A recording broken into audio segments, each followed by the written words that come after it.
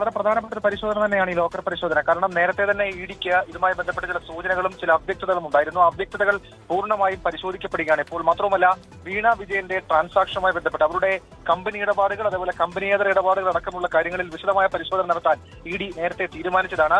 ഈ ചോദ്യം ചെയ്യലിലെ അവ്യക്തത അത് പ്രത്യേകിച്ച് SFIയോട് പറഞ്ഞതിനപ്പുറത്തേക്ക് കാര്യമായി ഒന്നും വീണ വിജയൻ ഇഡിയോട് പറഞ്ഞില്ല. മാത്രമല്ല 2.78 കോടി രൂപയുടെ എക്സാലോജിക് സൊല്യൂഷൻസും CMRലും നടത്തിയിട്ടുള്ള വിവരങ്ങളുടെ കൃത്യമായ രേഖകളും അതിന്റെ സർവീസ് വിവരങ്ങളോ അല്ലെങ്കിൽ കോർപ്പറേറ്റ് നിയമപ്രകാരമുള്ള അതിന്റെ രേഖകളോ അടക്കമുള്ള കാര്യങ്ങളില്ല.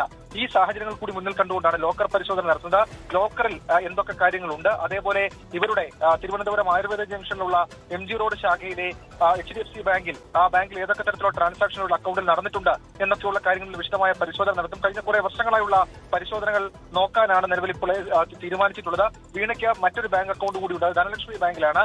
ആ ബാങ്ക് വിവരങ്ങളും ഇഡി ഇതിനോടകം തന്നെ ശേഖരിച്ചിട്ടുണ്ട് എന്ന തരത്തിലേക്കുള്ള സൂചനകൾ പുറത്തേക്ക് വരുന്നത്. ഏതായാലും 10:30 എത്തിയ അന്വേഷണ സംഘം അവരുടെ പരിശോധന ബാങ്കിൽ ഇപ്പോഴും തുടരുകയാണ്. Christina GK.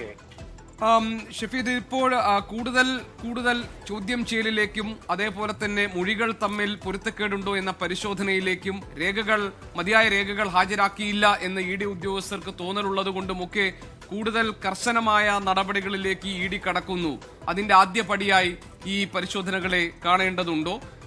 നേരത്തെ തന്നെ ഈ CMRലും എക്സാലോജിക്കും തമ്മിൽ പണമിടപാടുകൾ സംബന്ധിച്ച കാര്യങ്ങളിൽ വലിയ ആശയക്കുഴപ്പവും സംശയങ്ങളും ഉയർന്നതാണ്. അതിന്റെ ഭാഗമായി ശശിധരൻ കർത്തയുടെ ഭാര്യയെയും മക്കളെയും ഒക്കെ എൻഫോഴ്സ്മെന്റ് ഡയറക്ടറേറ്റ് ചോദ്യം ചെയ്തതാണ്.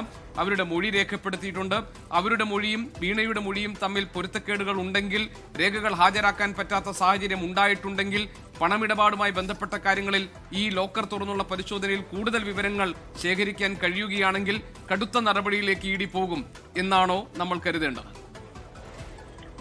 ഇക്കാര്യത്തിൽ അടുത്ത ഘട്ട നടപടി ഇഡി ഏതാണ്ട് ഉറപ്പിച്ചിട്ടുണ്ട്. കാരണം നേരത്തെ നമ്മൾ സൂചിപ്പിച്ചതുപോലെ തന്നെ ഇവരുടെ ചോദ്യം ചെയ്യലിലെ പൊരുത്തക്കേടുകൾ, പറഞ്ഞ കാര്യങ്ങളിലെ പൊരുത്തക്കേടുകൾ, അതേപോലെ തന്നെ ഈ രേഖകളിലെ അവ്യക്തത, കൂടാതെ CMRൽ നിന്ന് പിടിച്ചെടുത്ത ചില രേഖകൾ, അതിലും ചില സംശയങ്ങൾ ഇഡിക്കുണ്ട് എന്ന തരത്തിലേക്കുള്ള വിവരങ്ങൾ ഇപ്പോൾ പുറത്തേക്ക് വരുന്നുണ്ട്. അതടക്കമുള്ള മുഴുവൻ കാര്യങ്ങളും പരിശോധിക്കപ്പെടണം എന്നുള്ളതാണ് ഇഡിയുടെ ആവശ്യം. അതുകൊണ്ട് തന്നെ ഈ ലോക്കർ പരിശോധന അതൊരു പ്രാരംഭഘട്ട പരിശോധനയെ മാത്രം കണ്ടാൽ മതി. ഇനി കൂടുതൽ പരിശോധന അതുണ്ടാകും. അത് വീണ വിജയന്റെയും കുടുംബാംഗങ്ങളുടെയും സ്വത്ത് വിവരങ്ങളിലേക്കടക്കം കടക്കുമോ എന്നുള്ളത് വളരെ പ്രധാനപ്പെട്ട ഒരു കാര്യമാണ്. മാത്രവുമല്ല, ഈ എക്സാലോജിക് സൊല്യൂഷൻസ് അതിപ്പോൾ പ്രവർത്തിക്കുന്നില്ല എന്നുള്ളതാണ് വീണ നൽകിയിരിക്കുന്ന മൊഴി. പക്ഷേ അത് പ്രവർത്തനം അവസാനിക്കുമ്പോൾ സാധാരണഗതിയിൽ അത് കോർപ്പറേറ്റ് റിട്ടേൺസ് അടക്കമുള്ള കാര്യങ്ങൾ അത് നടത്തിയിട്ടുണ്ടോ എന്നുള്ള കാര്യം കൂടി പരിശോധിക്കപ്പെടണം. അതല്ല ഈ എക്സാലോജിക് സൊല്യൂഷൻസ് ഏതെങ്കിലും തരത്തിലൊരു തട്ടിക്കൂട്ട് സ്ഥാപനമായി മാത്രം രൂപീകരിച്ചതാണോ എന്നുള്ള സംശയവും ഇഡിക്കുണ്ട്. അങ്ങനെയാണെങ്കിൽ ആ രീതിയിലുള്ള അന്വേഷണം ഇഡിയുടെ ഭാഗത്തു നിന്നുണ്ടാകും. ഏതായാലും ഇന്ന് നടക്കുന്ന പരിശോധനയുടെയും മറ്റ്